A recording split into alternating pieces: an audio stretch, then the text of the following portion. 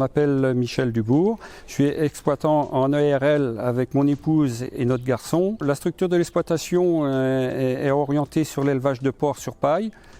Et on pratique également les cultures pour avoir l'autonomie alimentaire au niveau de l'élevage. On pratique le semi-direct depuis plus de 20 ans et on implante toujours depuis une dizaine d'années un couvert entre un blé et une orge. Pourquoi on est venu au semi-direct? Dans un premier temps, c'était pour gagner du temps dans les cultures, puisqu'on avait l'élevage qui nous prenait beaucoup de temps. Dans un second temps, on s'est aperçu qu'on préservait tous les micro-organismes qu'il y avait au niveau de la surface du sol.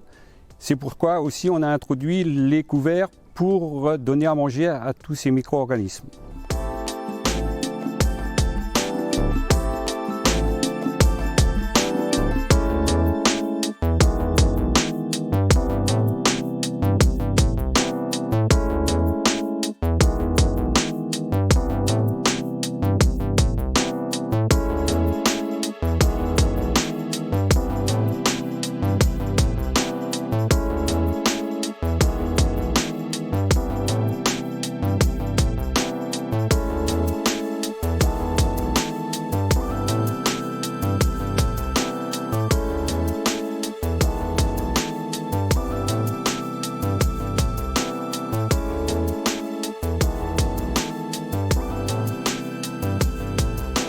Le principal, c'est de pouvoir donner à manger aux micro-organismes qu'il y a à la surface du sol.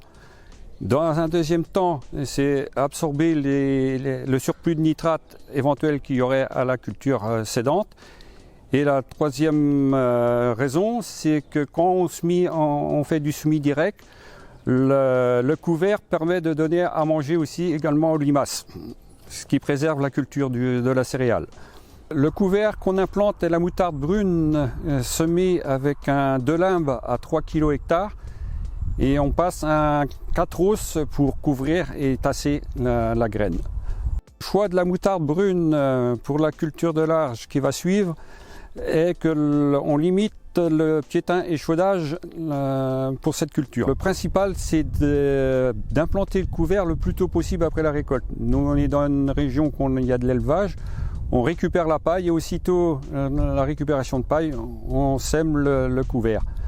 Les couverts que l'on implante sur notre exploitation ont permis de restructurer le sol, de mettre en avant toute la vie microbienne et de la conserver.